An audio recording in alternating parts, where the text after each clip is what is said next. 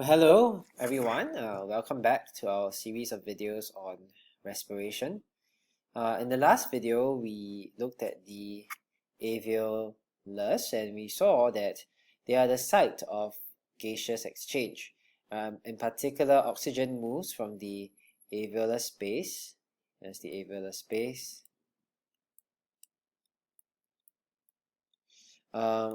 into the blood capillaries, and carbon dioxide moves from the blood capillaries into the alveolar space.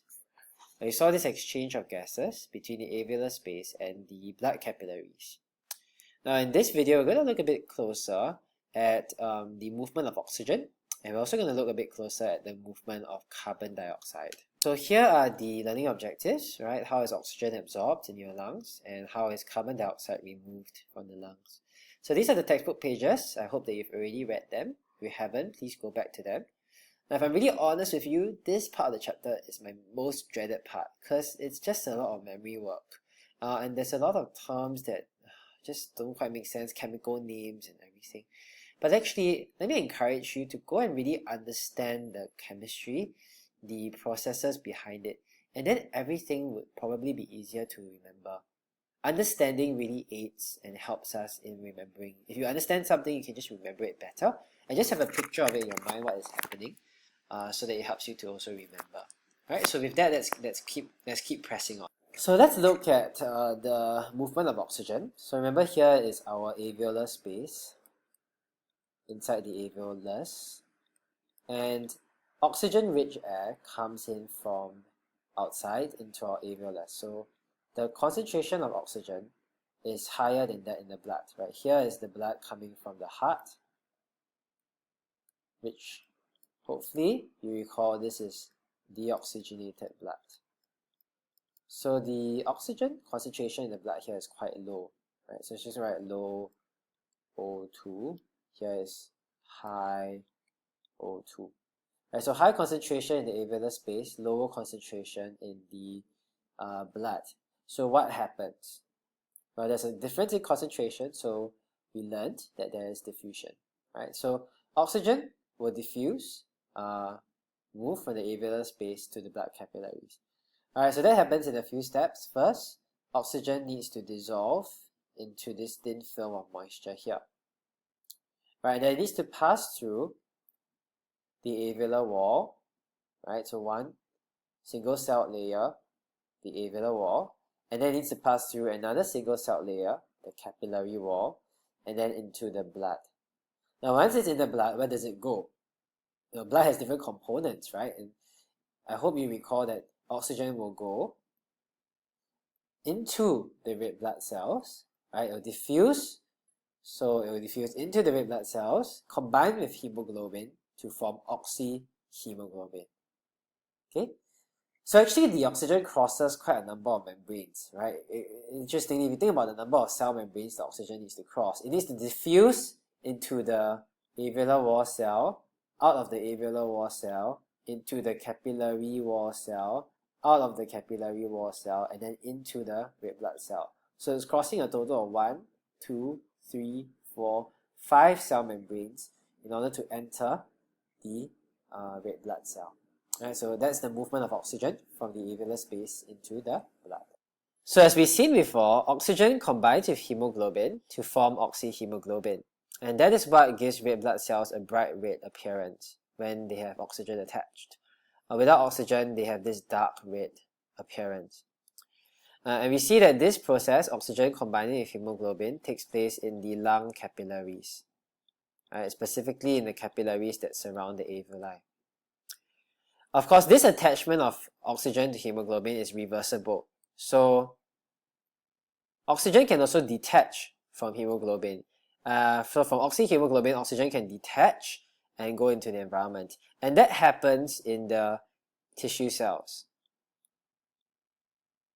right? Specifically in the oxygen-poor tissue cells. So for instance, when red blood cells with oxyhemoglobin reach tissue cells, let's say muscle cells, which need oxygen, so they're oxygen poor, then oxygen can detach from hemoglobin and move out of the red blood cell. So oxygen will then move out of the red blood cell to the surrounding tissue, to the muscle cells, and provide them with oxygen. So this binding of oxygen to hemoglobin is a reversible process. So let's turn our attention now to carbon dioxide. We've just learned that oxygen is transported by red blood cells. How about carbon dioxide? How is carbon dioxide transported in the blood? Do you still remember? It's not transported by red blood cells, right? It's transported by the plasma. And if you remember, it's transported in the plasma in the form of hydrogen carbonate ions.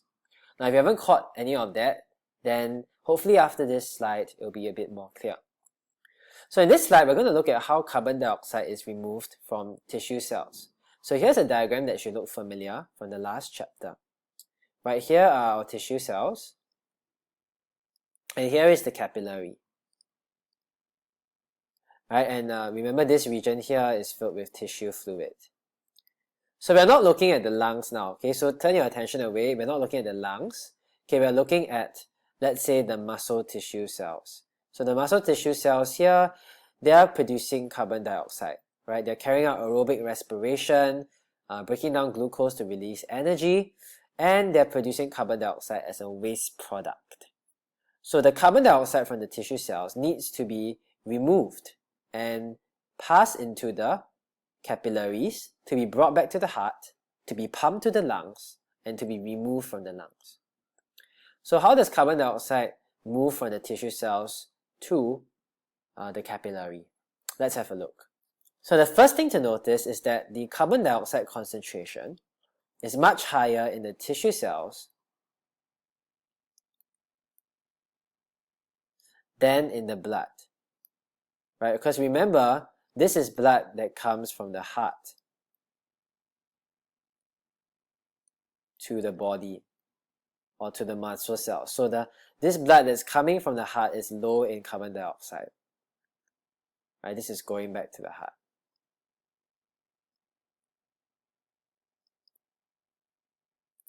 So because the concentration of carbon dioxide is higher in the tissue cells compared to the blood, what happens? Well, the movement of substances happens. Carbon dioxide diffuses, right, first into the tissue fluid, then into the blood capillaries. Now, carbon dioxide doesn't immediately go into the plasma. Interestingly, carbon dioxide needs to diffuse into red blood cells first. So it goes into your red blood cells, diffuses into your red blood cells, and something happens there. Now, that's because inside red blood cells, some important chemical reactions take place. Inside the red blood cell, carbon dioxide has to react with water to become carbonic acid. Right? So inside the red blood cells, carbon dioxide kind of dissolves into the water, reacts with water to become carbonic acid. And this reaction is catalyzed by an enzyme. And the enzyme is called carbonic anhydrase. Right? So carbonic meaning carbonic acid, anhydrase meaning something to do with water. Okay, so now we have carbonic acid inside our red blood cells. What happens? Carbonic acid then is converted into hydrogen carbonate ions, still inside the red blood cell. And then the hydrogen carbonate ions will diffuse out of the red blood cells into the plasma. So this is my hydrogen carbonate ions. Alright, and then it will be now carried in the plasma. Right, so now carbon dioxide will be transported as hydrogen carbonate ions in the plasma to the heart and then to the lungs. So just a quick recap. Carbon dioxide moves from the tissue cells into the blood capillaries, then inside it needs to go into the red blood cells first. Then CO2 is reacting with water to become carbonic acid.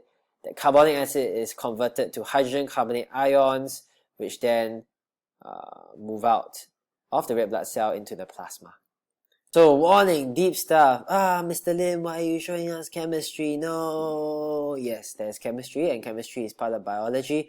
So it's helpful to know it, and it might help us as we understand it more deeply to memorize it better. So here is carbon dioxide, and as we just learned in the previous slide, we saw that carbon dioxide needs to move inside the red blood cells first. And inside the red blood cells, it combines with water, reacts with water, to form carbonic acid. Now here's the chemical formula here. CO2 plus H2O gives me H2-CO3. This is carbonic acid. And this takes place inside red blood cells, and it's catalyzed, it is sped up by an enzyme called carbonic anhydrase, which you really need to know the name of. Now what happens after that? Carbonic acid then is converted to hydrogen carbonate ions, right? So this is actually my hydrogen carbonate ion. The other name for it is bicarbonate ion, right? So you just need to learn hydrogen carbonate ion. Basically, you can see that the one hydrogen ion will dissociate from the carbonic acid to give you hydrogen carbonate ion, right? So H2CO3, HCO3 minus hydrogen carbonate, and the hydrogen ion here, right? You'll learn more about this in chemistry. Right? Just ask Mr. Yap later on. Okay, so this also takes place inside red blood cells, right? Carbonic acid becoming hydrogen carbonate ions become inside red blood cells, and then the hydrogen carbonate ions will then move out of the red blood cells into the plasma, and that is where it is transported. So we have seen that carbon dioxide is transported in the form of hydrogen carbonate ions in the plasma. Right, so hydrogen carbonate ions in the plasma. And we saw that that takes place in the tissue cells. So from the tissue cells to the capillaries around the tissue cells. So I'll just write that as tissue capillaries. Right, and then it will move back to the heart. Right, then from the heart, it will come to the capillaries in the lungs. Right, and here again we return to our diagram where we see the capillaries in the lungs associated with the alveolus here. So in the capillaries in the lungs, this blood that's entering the lungs is deoxygenated, and it carries a high concentration of carbon dioxide. But in this case, the plasma carries a high concentration of the hydrogen carbonate ions, right? And eventually, what we're going to see is carbon dioxide will move from the capillaries in the lungs to the alveolar spaces. Carbon dioxide will move so that it can be removed from the body. So the question now is, how is carbon dioxide removed from the lungs? So what we're going to see is that it is a reverse of what happened in the tissue cells, right? So firstly, the hydrogen carbonate ions in the plasma will need to diffuse back into the red blood cells. Right, and then inside the red blood cells, the hydrogen carbonate ions will be converted back to carbonic acid, and then the carbonic acid will be converted back to carbon dioxide and water by the same enzyme. So notice again that it is by carbonic anhydrase. So this enzyme, carbonic anhydrase, actually speeds up, catalyzes the reaction in both directions. Right, it can actually convert carbon dioxide and water to carbonic acid, but it can also convert carbonic acid back to carbon dioxide and water. Right, depending on the conditions around. So now it makes more sense why it's called carbonic anhydrase, because it's able to act on carbonic acid and to remove water from it. N meaning remove, hydrase meaning water. Now finally, this carbon dioxide will diffuse out of the red blood cells. Okay, so everything here takes place inside red blood cells, because the enzyme carbonic anhydrase is found inside the red blood cell. So the carbon dioxide will diffuse out of the red blood cells, right, pass through this capillary wall, then through the alveolar wall, and then out of the thin film of moisture into the alveolar spaces, where it will then be removed from the lungs. Okay, so that's all for this set of notes. Hopefully you have learned and really enjoyed seeing how oxygen and carbon dioxide are exchanged in your body. And it's so important, it happens every moment of our lives. Okay, so I'll see you in the next set of video. Alright, do come to class with any questions you may have. If any doubt, please refer to your textbook. It also explains it quite well there.